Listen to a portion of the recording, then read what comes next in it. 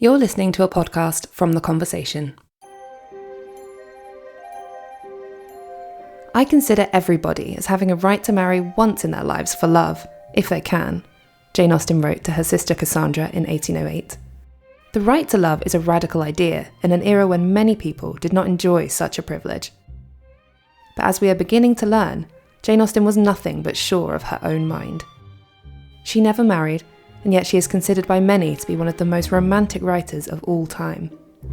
The love story of Lizzie Bennet and Mr. Darcy from Pride and Prejudice is almost single-handedly responsible for this reputation.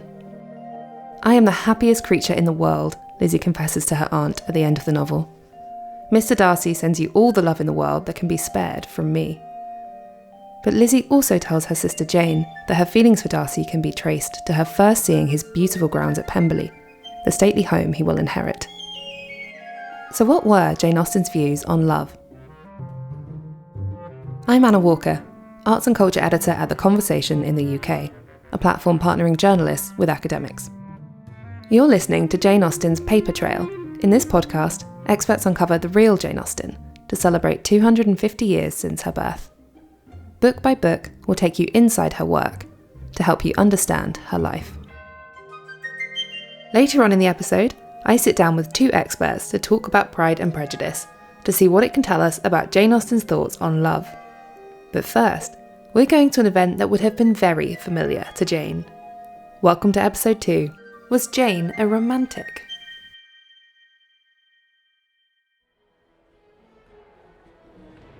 We're at this York ball. People are dancing.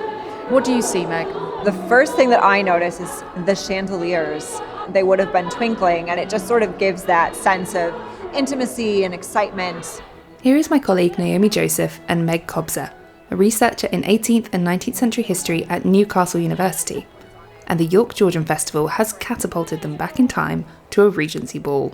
There is muslin, clinking, shuffling of dresses, and there is dancing. The guests get to dress up, eat, and dance as if they were attending a ball in one of Austen's novels. And everyone is in some semblance of Georgian or historic dress, because it is the old Georgian assembly rooms. There's a particular dancer who is in, it looks like a white muslin dress, and she has some sequins on it. The way they catch the light, they just sparkle and glimmer, and it's wonderful and enchanting. A lot of the dancers have soft-soled shoes on, which is correct to the period. We also have some people who are enjoying a game of whist, which was a card game that was popular in the Georgian period. Coming to a ball to talk about Jane Austen and romance makes sense, particularly in relation to Pride and Prejudice, because Austen writes, "To be fond of dancing was a certain step towards falling in love." Yes, so in the 18th century, balls were a place where you could meet people outside of your normal social circle and see what else the world had to offer. So Austen very much enjoyed the sparkle and the glamour and the drama and the gossip that accompanied those spaces. And she often boasts how she would dance 9 out of 10 dances and hardly felt tired at all. So how would those dances and the music have been chosen? Generally speaking, the women would decide the dances for the evening because women were tasked with dance lessons, and it was a way to perform for an audience for the marriage market and entice partners through their charm, their grace, their poise. And if someone was hosting a ball, she might choose some dances that she had been working on to showcase her own prowess. But you obviously want to pick things that other people are going to know. Otherwise, it's just, them watching you the whole evening and not having any fun. So you had to make sure you were a good hostess. Another way that people would showcase who they are was what they wore. Yes, women tended to opt for muslin, which is white, light fabric. It moved very well. Then you would use sparks of color through your ribbons or your headwear as a way to spice up what you were wearing. Contrary, if you wore a more pastel colored dress, you would then opt for white accessories. And while dress could very much signal your rank and your status and your fashionability, You never wanted to be too outrageous in what you were wearing, because then it showed that you didn't understand the fashion of the times, and perhaps you weren't sensible or economical in the way that you presented yourself or might run a household. But at the same time, you also didn't want to dress too plain, because then that could signal that you did not have any financial background to substantiate your wardrobe, or that you were just a boring person. So if you were at a ball and you saw someone you liked, how would you let them know you were interested? Generally, if you were female, your options were pretty limited. You didn't want to dance with a man more than twice, because that looked irresponsible and profligate. But if you were having a good time with the gentleman and you had done 2 dances, he could take you into supper, which meant that then you had time to have a conversation and get to know each other a little bit better, and that was okay. The gentlemen were a little bit more free in what they were allowed to do, obviously, to ask a lady to dance and to sort of signal further attraction or pursuit of a potential courtship out of this. He might help her with her shawl, or he might offer to call her a sedan chair, or he might help her to her carriage. While you could be interested in anyone, there were rules around social class, right? How did your place within society shape your experience of being at a ball? So first of all, it determined whether or not you could even go, because there is an expense. If it is not at someone's house, if it's not an invitation, then you have to be a subscriber, which meant you had to be vetted to get on this list. And of course, you have to pay for what you're wearing, or you borrow a dress. That was a popular thing as well. So in the Bath assembly rooms, for example, there's the new or the upper assembly rooms. Tradespeople could not go in. So then you have the Guildhall assembly rooms, which is where the trade people would go. The other way that your station could shape your experience, especially for the ladies, was dance cards. These cards were numbered. The lower your number, the closer you were to the front, which meant that you were either the hostess, you had connections to the people, you were wealthy, and then the further down you went, the further your station tended to be. They had illustrations on them that would signal if you're married, or if you're single, or if you might just be coming into the season. But on the other side of these cards, in some instances, they were like little cheat sheets. So you could take a sneaky little look at the card around your wrist to figure out what the formation was, so you don't look like you're totally clueless on the dance floor. So Jane would have come to one of these balls and would have possibly been looking for a suitor. How much did love feature in what people were looking for at the time? I think love was a romantic idea, and it wasn't unheard of, but the idea, I think, of attraction, compatibility was a bit more realistic, and then maybe eventually that would turn into love. As Jane herself experienced, she was dependent on her father and then later her brothers for financial security. And we see that in many of her novels, that financial security is driving a lot of her heroines to opt for or against certain matches. So we know that Jane Austen never married, but there were men in her life. Yeah, there were many, many men. I was actually surprised how many men there were who were interested. And some of the highlights for me, other than Tom Lefroy, who she matched up with in December of 1795, he was more interested in her than she was in him, but he was entertaining. His companionship was great, and she got to be a little bit naughty with him, not in the sense of like the word naughty today, but in the sense of like Regency naughty. And so she ends up sharing with Cassandra in her correspondence, and she writes, "I'm almost too afraid to tell you how my Irish friend and I behaved. Imagine to yourself everything most profligate and shocking in the way of dancing and sitting down together." What does it mean, Jane? Tell us more. So they discuss novels, they dance, they flirt. It might be in this instance that she dances more than 2 dances with him. Oh no. Or that they're holding hands, or they sit a little bit too close, or there isn't anyone with them when they are together. And on Tom's part, it's a little bit irresponsible what he is doing, because he ends up going to Ireland. And so he is kind of leading Jane on. And in the Regency world, if you don't intend to marry a woman and you flirt with her and you court her in this way, that's a big no-no. That's very shameful. Jane is kind of like, oh, I'm a little sad, but it's not the end of the world. And then there's the questionable seaside romance. that is supposed to be the greatest love of her life, which sadly ends with a death notice rather than a happy reunion with this unnamed gentleman who was worthy of Jane's heart and her hand, according to Cassandra. So while there were all these possible suitors, there were proposals as well, right? There were two. Well, one for sure. The first one is in 1802. Harris Bigwither, who is the brother of two of Jane and Cassandra's very, very dear friends, proposes to her. And Harris is okay. He has some health issues that Jane is concerned about. He can be a little bit uncouth at times. He's not the most intellectually stimulating, but he comes with an estate. And she knows the family because she's grown up with the girls. You're marrying into your friends, and how fun would that be? So she says yes. And then she cancels it the next morning. There are probably a couple of reasons why she did this. One of the big ones, I think, is because it's not love. And I know Jane doesn't explicitly write about sex, but like it is very much in her novels. And you can't tell me that Jane Austen did not have these same concerns about what would happen with Harris Bigwither, who has a huge estate and would need an heir.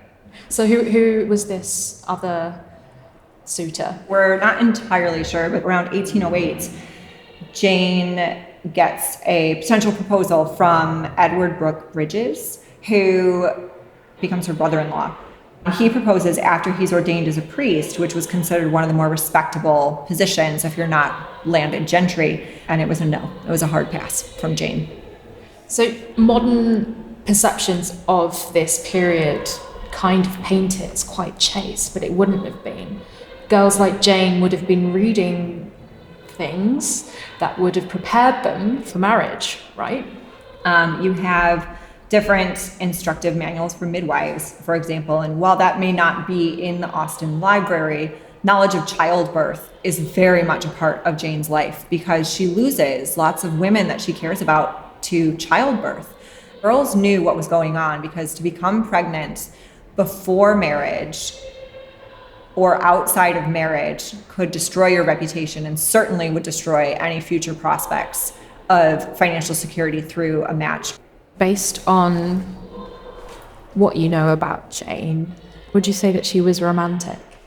She saw that romance was not an option for everyone, but in her heart of hearts, she was a romantic.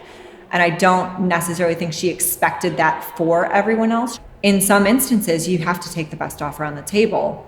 Jane did not, and she would not. And in some of the advice that she writes to her niece, Fanny, she wrote, "Anything is to be preferred or endured rather than marrying without affection, for nothing can be compared to the misery of being bound without love."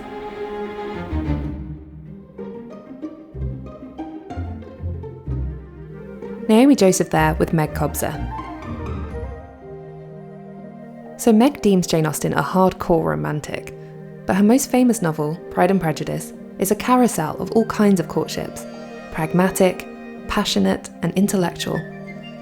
So I sat down with two Austen experts to unravel these threads and see if they can reveal any more about Jane's views on love. Coming up after this short break. If you're enjoying our show and are looking for a casual Jane Austen read-along podcast, we think you might enjoy Reclaiming Jane. Reclaiming Jane is an independent podcast for Austen fans on the margins. Co-hosted and co-produced by Emily Davis-Hale and Lauren Weathers, they offer an approachable and inclusive entry point into Austen. Tune in every other Wednesday to hear them connect each Austen novel to moments in pop culture, share the historical context behind major plot points, and bring even the most reluctant reader into the conversation. Whether you're a long-time Janeite like me, or have never read a word of Jane Austen, join the hosts in Reclaiming Jane. Listen wherever you get your podcasts.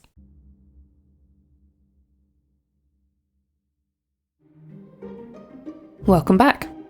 Pride and Prejudice tells the story of the five Bennet sisters, Jane, Lizzie, Kitty, Mary, and Lydia, whose romances play out in very different ways. The most famous one, of course, is that of the witty Lizzie and the wealthy but aloof Mr. Darcy. Their initial opinions of each other are marked by misunderstanding and judgment. But as they get to know one another better, they learn that first impressions never tell the full story. Octavia Cox, you're a lecturer in 18th and 19th century literature at the University of Oxford and the founder of the popular YouTube channel All Things Classic Literature. Welcome to the podcast. Hello. And Adam J. Smith, you're an associate professor in English literature at York St John University, where you research satire and the Gothic, Romantic and sentimental genres. Hello, Adam. Hello there. So Jane Austen finished her first draft of Pride and Prejudice in 1797 when she was just 21 years old. She called the novel her own darling child, and it's the general favourite among readers too. A large part of its enduring appeal is the evolving relationship between its characters, Lizzie and Darcy. But is it a love story? Octavia, let's start with you. On one hand, yes, you can definitely say that it's a love story. That's the kind of centre around which everything else hangs. And it's a joyful love story in that the two central characters, Darcy and Lizzie, talk about and value happiness and how to achieve happiness. But I think there's a lot more going on. We might think of it as a Bildungsroman. That's a novel of education, a novel of growth. It discusses the transition between childhood and adulthood, between home and venturing out into the world. And what's wonderful about Pride and Prejudice is that it's not just the heroine. We also have Darcy, who we see develop and who we see grow. However, there are other parts of Lizzie's life that she also has to come to reflect on and think differently about. So her relationship with her father, for example. And those are just as important as her relationship with Darcy. Adam, do you want to come in on that as well? Is it a love story? Yeah, well, I agree with Octavia. So I don't know if it's a love story in the way it's often portrayed or talked about by the fandoms and stuff, but I think it's certainly a story about love, which is quite a complicated thing. The more I read Austen, the more I feel that all of the books are really about how to read and understand and interpret the world. Something that I am interested in more generally is the 18th century is the great age of politeness. And what that means, in a sense, it's the great age of saying things without actually saying them. So you end up with these hugely coded ways of speaking, and often that involves language that to us now sounds chivalric or romantic, but often it's to do with things like the transference of property. But at the same time, it's still a book that believes in genuine affection between people or mutual compassion. So how is Elizabeth Bennet and Jane Austen and the readers to navigate this world where love can mean all of these different things?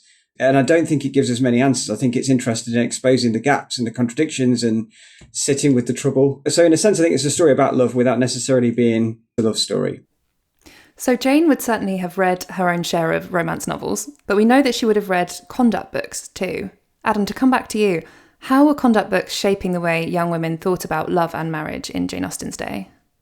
I mean, that's a big question, but it's a huge ideological industrial complex, really. Because on the one hand, you've got conduct books, which are self-help books on this is how you should behave, this is how you should live, this is how to be a good wife. But then you've got people like Samuel Richardson, who wrote a book called Familial Letters.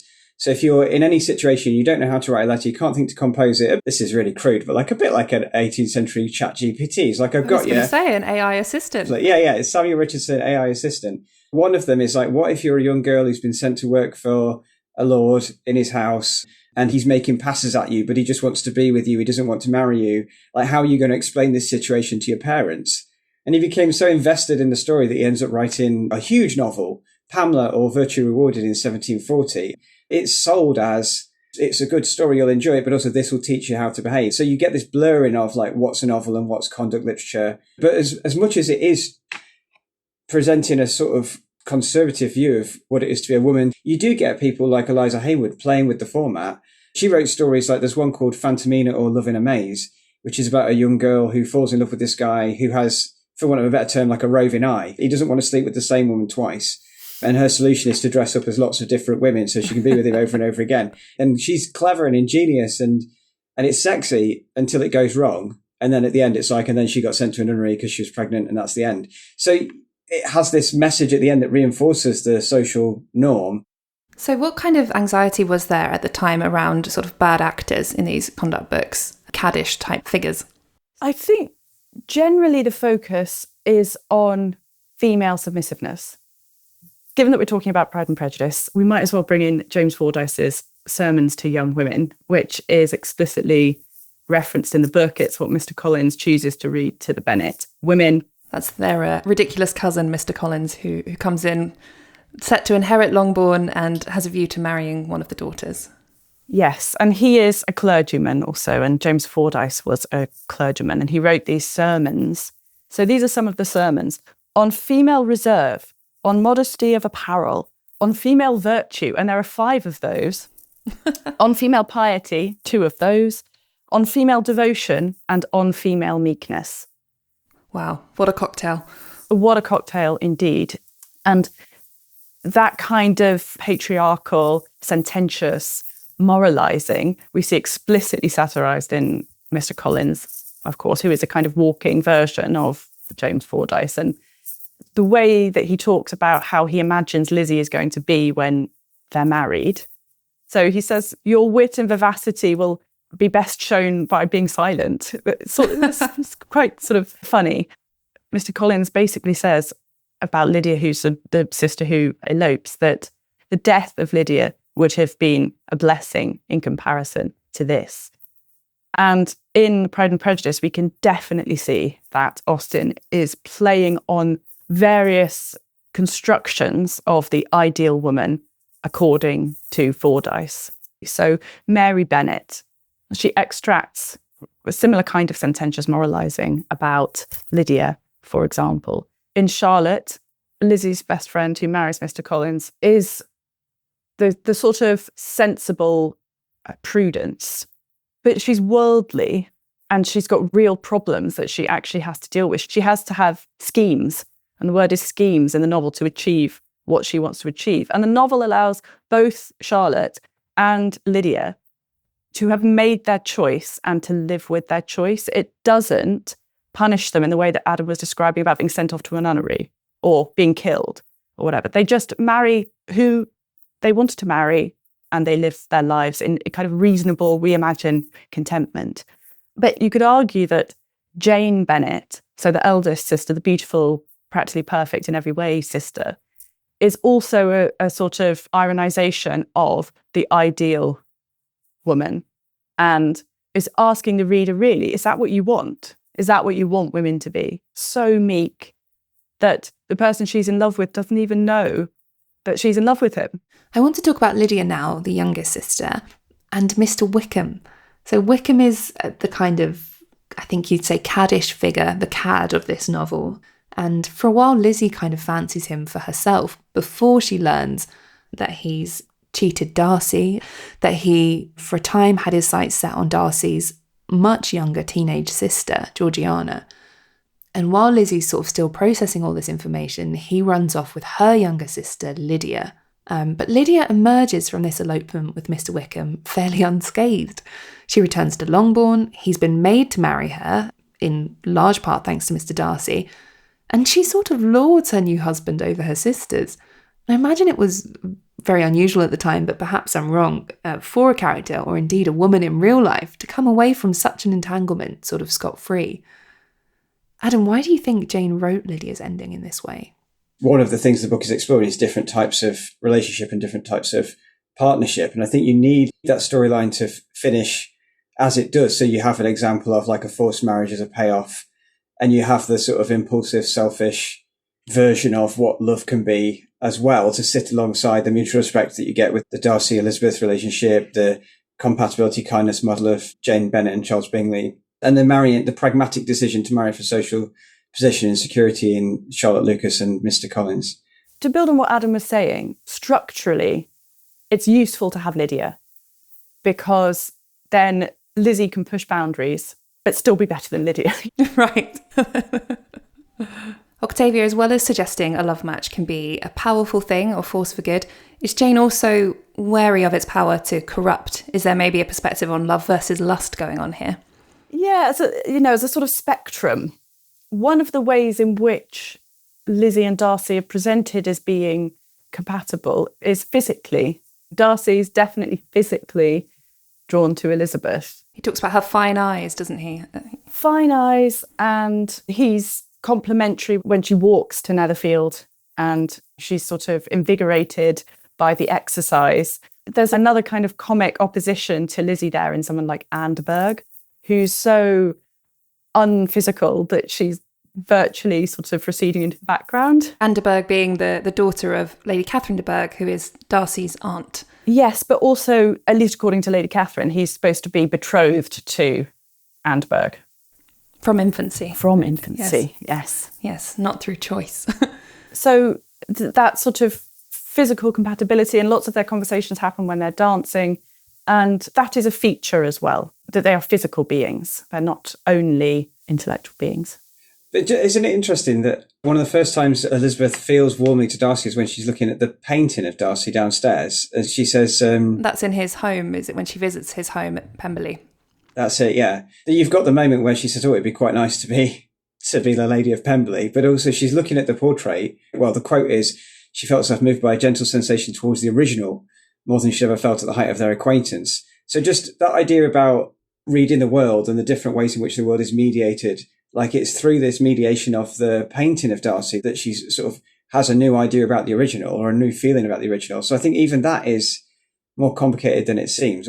And that it allows her to talk about him physically because he's not actually there. Yeah. Pride and Prejudice is a particularly flirty novel, in my mind.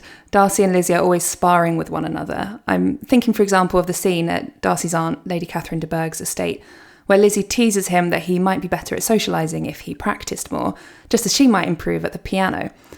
Where did Jane's eye, Octavia, for this playful dialogue come from? That's a great moment, isn't it? And it's particularly funny when it's contrasted with Lady Catherine, who talks about how great she would be at piano playing if only she'd learned. So earlier we were talking about the conduct book Inheritance, but you can see it also as a Pride and Prejudice as having a great sort of theatrical or theatre inheritance, particularly in the fantastic witty dialogue. And we were talking earlier about how much of the drama is interior, which is so fascinating, given that it's also a novel that has so much dialogue in it. I was talking earlier about the witty woman, who is a sort of alternative literary inheritance. Characters like, classic Beatrice, for example, from Much Ado About Nothing. So you've got Shakespeare as a kind of counter-literary authority that says it's okay to have witty women. It's not just in her relationship with Darcy, as you said, it's also in her conversation with Mr. Collins, for example, or with Lady Catherine. So what kind of female wittiness allows is to confront authority, to handle and retain power, to show your intelligence, to show your equality, because you can spar. It's a kind of world in which you can spar with men or compete with men.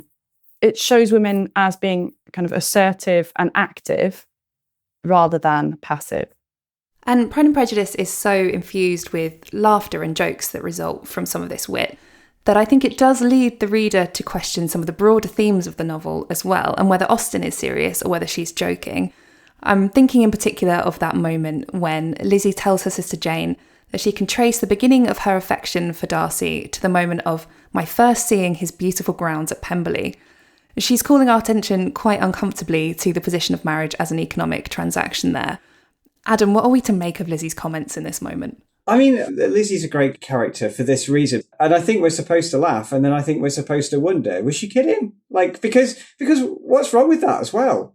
I mean, essentially she's saying to her sister there, there's all the security I need. And, his painting's quite hot, so what's wrong with that? She could be both joking and serious. Yeah. That's the use of laughter, right? Yeah, and she says elsewhere, in conversation with Darcy, actually, I dearly love a laugh. And also going back to that point about Pemberley and, I first started falling in love with him at Pemberley.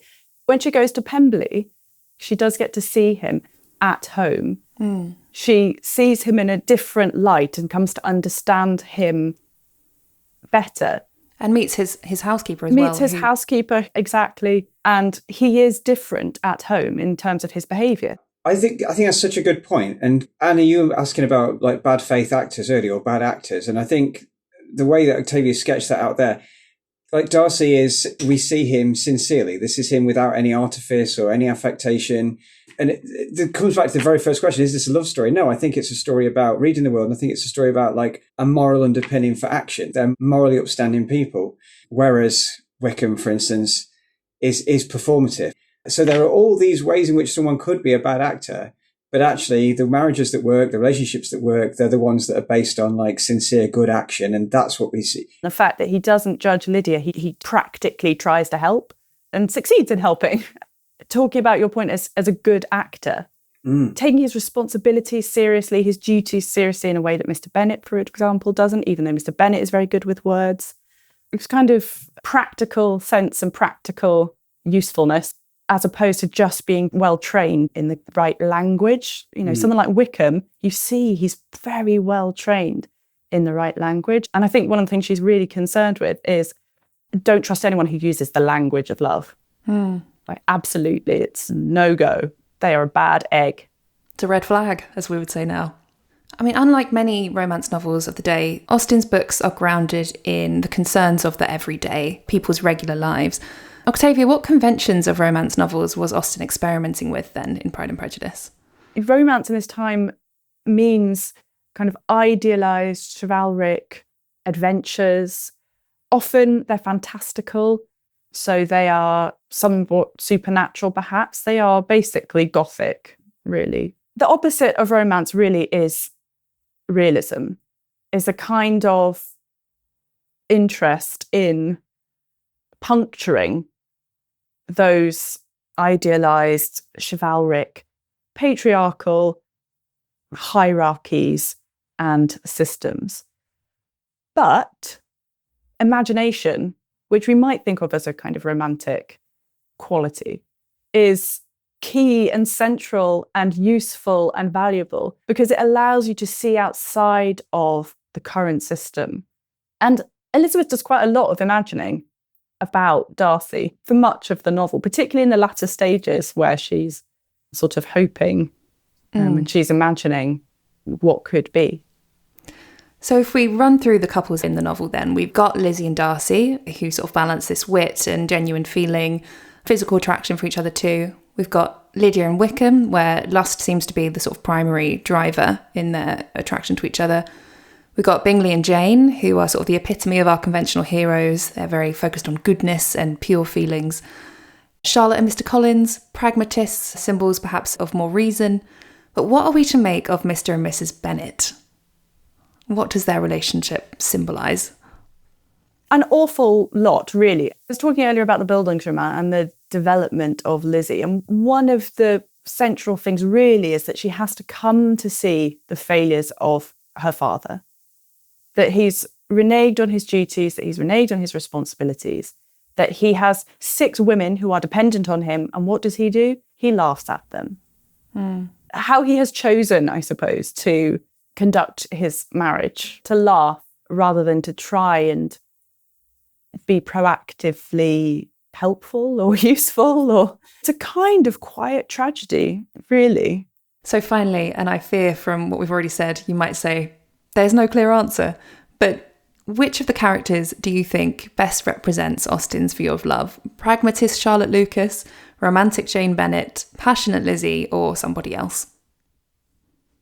I think Lizzie, but I wouldn't say the passionate Lizzie. I'd say the sort of like arch, sceptical, critical, witty Lizzie. This is the world. This is one way through it. And it's worked out well because the things that she does has led her to meet someone who has a moral basis for action, seems sincere and interested in the mutual relationship. So I would say, predictably, I would say Elizabeth Bennet. What about you, Octavia? Oh, no, I think that's fair. I think we're supposed to triangulate these things through everything that we are presented with. And Lizzie is wrong as well. So I like to think of authors as being in all their characters. Well, I've thoroughly enjoyed this marriage of minds. Thank you both for joining us today. Thank you. It's been a pleasure. Oh, thank you. You've been listening to Jane Austen's Paper Trail, a podcast from The Conversation. Coming up in our next episode, what were Jane Austen's politics? We head to Liverpool Docks to understand the times Jane was living in. So many country houses were bought with slavery wealth. and how those ill-gotten fortunes play out in the hushed corridors of Mansfield Park. Is somebody going to name it? Is somebody even going to say the word slave in this novel?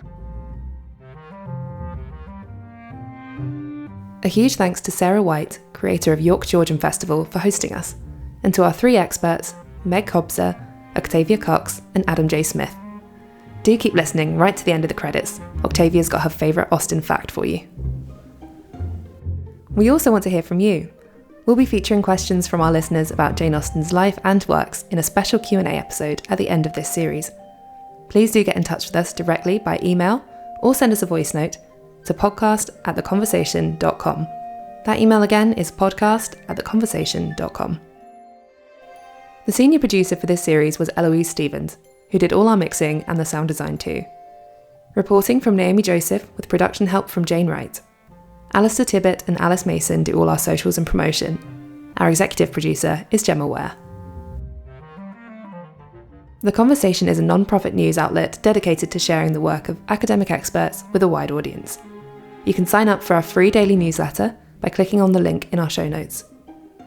If you like what we do, please support us at donate.theconversation.com. That's donate.theconversation.com. And please rate and review the podcast wherever you follow us, and tell your friends and fellow Jane Austen fans about us too. Okay, Octavia, what's your favourite Jane Austen fact? One of the things that I love about Austen is her playfulness and her sense of spontaneity and creativity and invention. And I just wanted to read a couple of quotations from her nieces about how she would tell them stories when they were little. So this is Caroline. Soon came the delight of her playful talk. Everything she could make amusing to a child. Then, as I got older, and when cousins came to share the entertainment, she would tell us the most delightful stories, chiefly of fairyland, and her fairies had all characters of their own. The tale was invented, I am sure, at the moment, and was sometimes continued for 2 or 3 days, if occasion served. And I love the idea. It's one of the things I love most about her letters, that she plays with stories as being a necessary part of everyday life. Oh, that's beautiful. I've never heard that quote before. What I would give to read some of Jane Austen's fairy stories. Octavia Cox there. I'm Anna Walker, and this is Jane Austen's Paper Trail. Thanks for listening.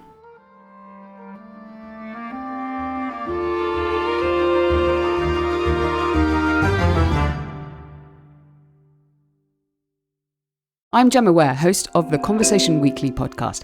Each week, I speak to an academic expert about a topic in the news to understand how we got here. From global politics to the latest scientific breakthroughs or the big dilemmas facing our planet. My guests draw on their deep research knowledge to pull out what really matters so that you can understand the context without the spin. Follow The Conversation Weekly for new episodes every Thursday wherever you listen to podcasts, and read more stories on theconversation.com.